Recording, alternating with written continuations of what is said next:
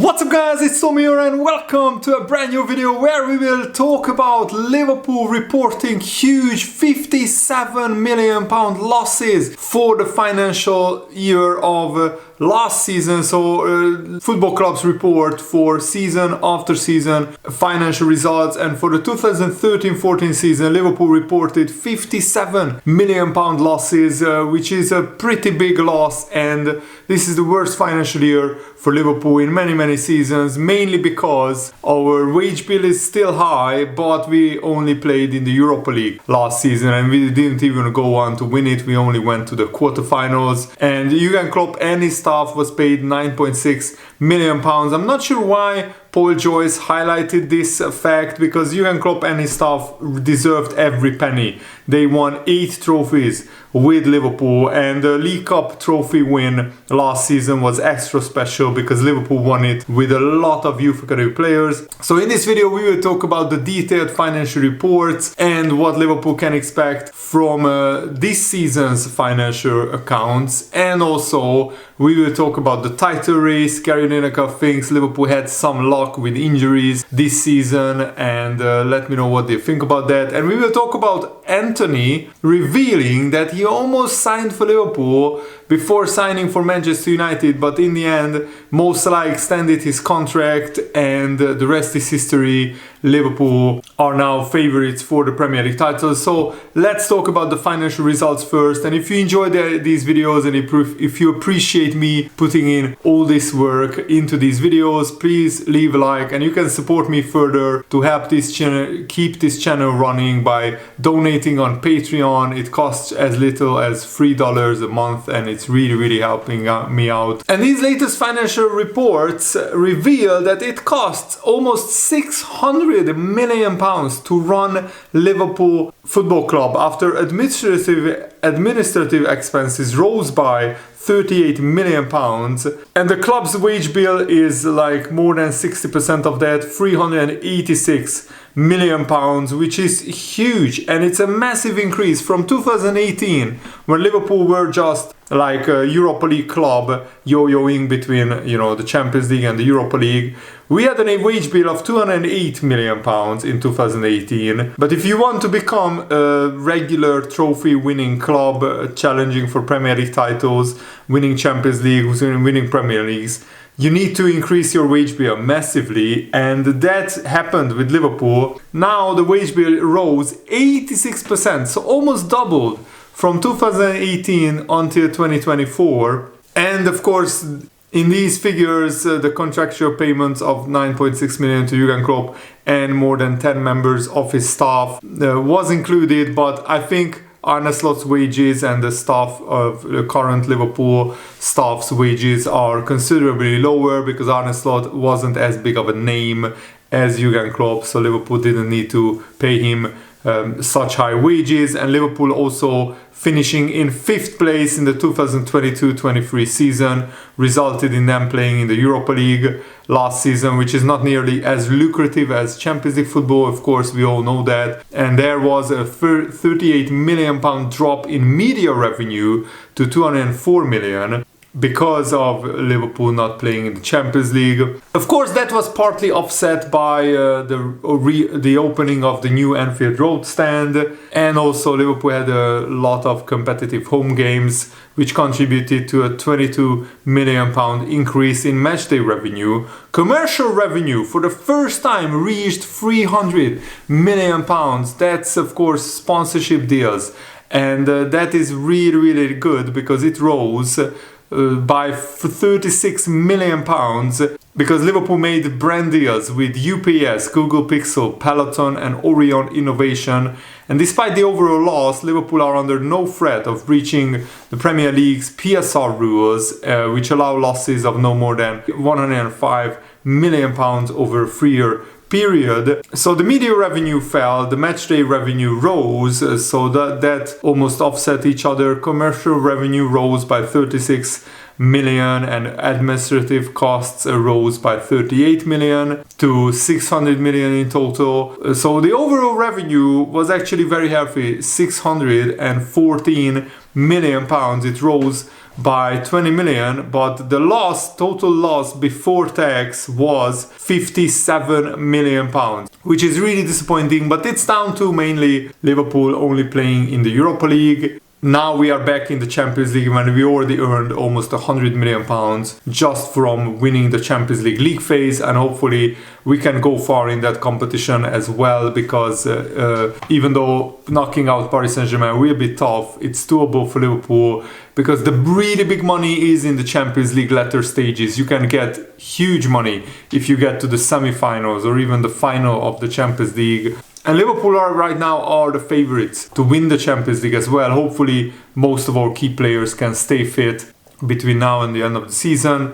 And Liverpool FC's membership scheme grew to more than 250,000 supporters last season, which is a club record from the previous season. Records were also broken across Liverpool's digital infrastructure, with Liverpool becoming the most engaged Premier League club, generating 1.5 billion social media fan engagements, and Liverpool also added a record for 37 million new followers to its social channels. And according to Brand Finance's 2024 report, Liverpool has the strongest brand in the Premier League. And of course that was helped by the downfall of Manchester United, because previously Man United were the strongest brand in the Premier League. Now it's definitely Liverpool, and I'm really happy to see that Liverpool are raking in the benefits in terms of money as well, because that will help Liverpool sign more players. Some of course our losses came because we needed to revamp the whole midfield. We needed to sign Gravenberch, McAllister,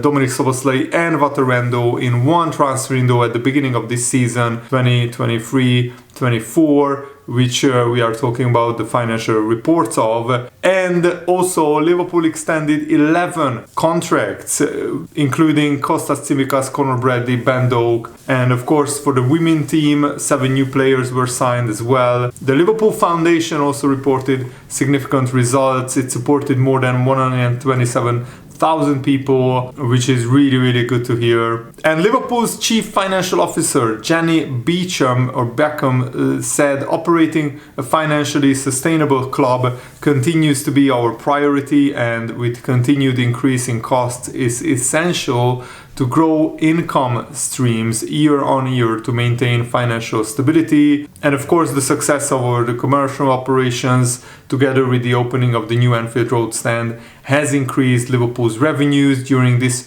reporting period. So nothing really to worry about in terms of the total loss of 57 million. It looks bad on paper, but if you look closer, it just was a blip. And it just shows that with Liverpool's such high wage bill, Liverpool need to finish in the Champions League places every year. But we are not just wanting to be a top 4 team. We want to be a regular title winning team, and hopefully Arne Slot can build on this really brilliant first 60-65% of the season and see it through, win the Premier League. Hopefully we can win the League Cup as well, go far in the Champions League, and then in the summer Liverpool will have massive amounts of money available to spend on new transfers, and it will be needed because Liverpool can still improve in various areas. So in 21-22 Liverpool made a profit of 7.5 million.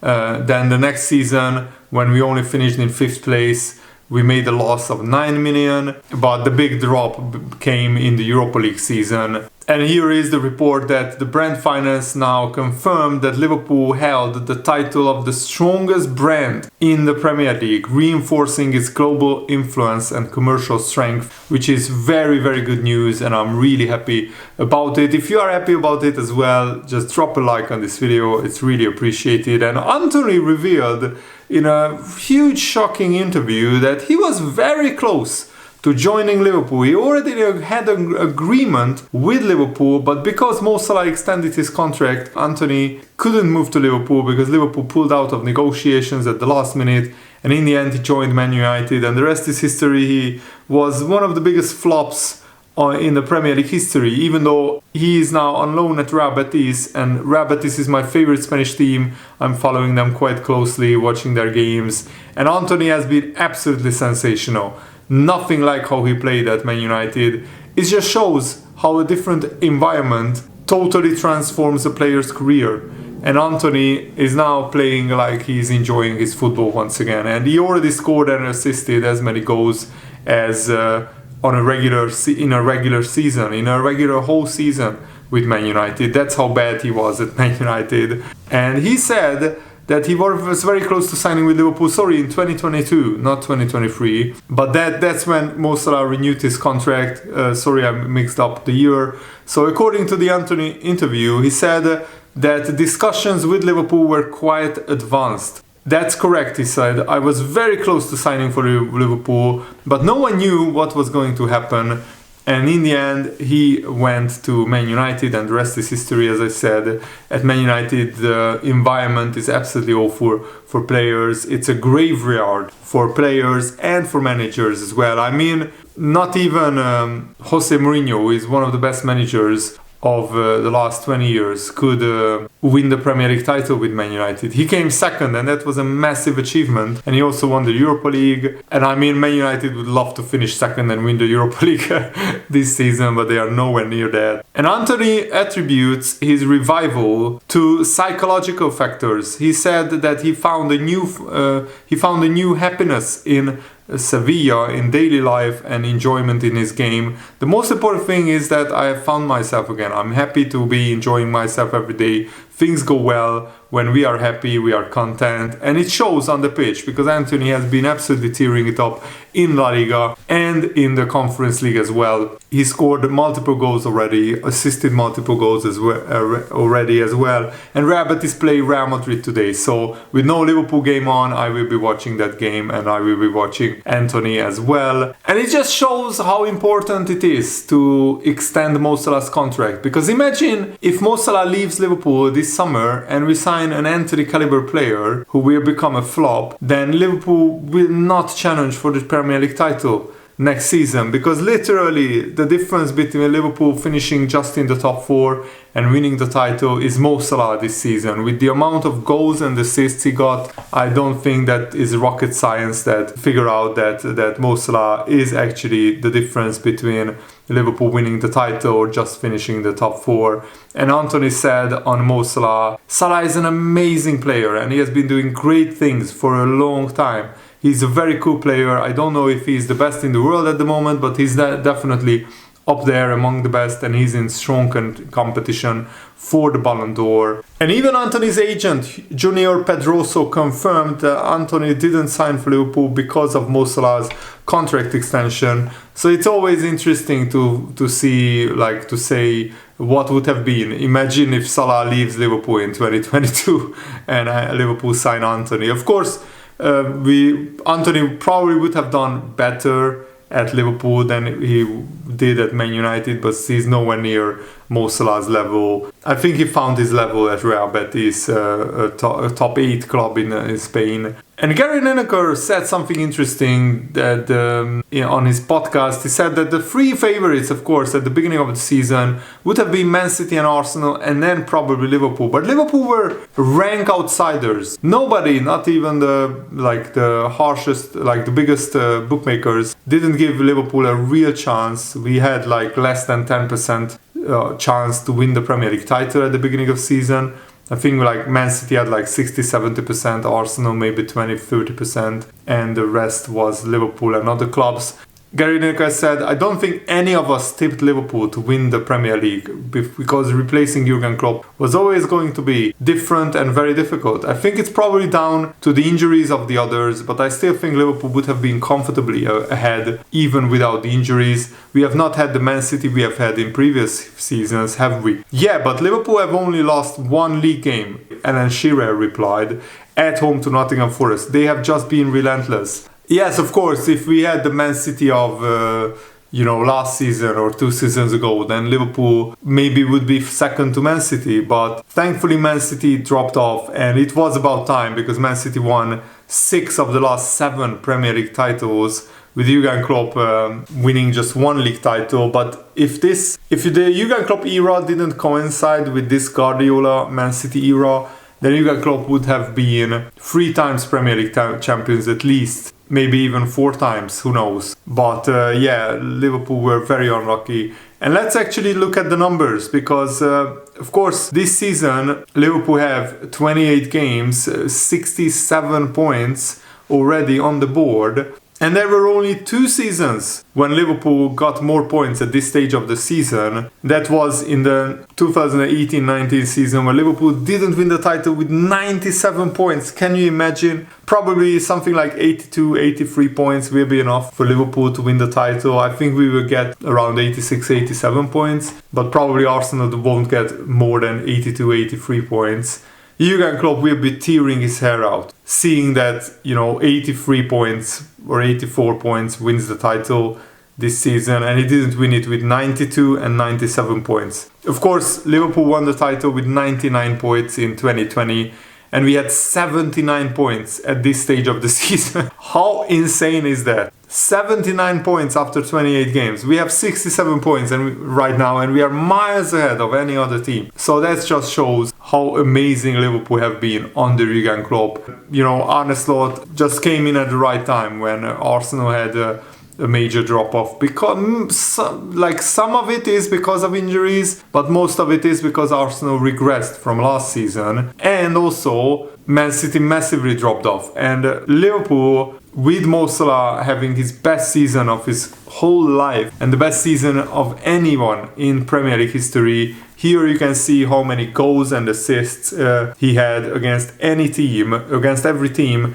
And he only didn't score against Nottingham Forest or assist and Crystal Palace, but Liverpool still have a home game against Crystal Palace to come. And as you can see, massive contributions by Mo Salah. 2 goals, 2 assists against Man City. 2 goals, 2 assists against Newcastle, against Tottenham, against Man United. These 4 teams are really, really strong. Aston Villa as well, 2 goals, 2 assists. Against Chelsea, 1 goal, 1 assist. And we still have the Chelsea-Liverpool game to come. And as you can see, massive contributions by Mo Salah this season. And also, I'm really, really happy that Liverpool have the minutes given to youth academy players, the highest percentage in the whole Premier League. 17.5% of the minutes that Liverpool players played were played by youth academy players. And that's not down to injuries, that's down to Liverpool just giving playing time to Curtis Jones, Conor Bradley, Trent Alexander-Arnold, Harvey Elliott and others. Maybe Harvey Elliott doesn't count as a youth academy player, not sure, but the others definitely do, and it's amazing. Kwanzaa is also a youth academy player, so this is absolutely amazing. This could be a really monumentally big title win for Liverpool. Let's hope we can see it through. Thanks for watching, guys. Hope you enjoyed this. Have a nice day. See you later. Good night.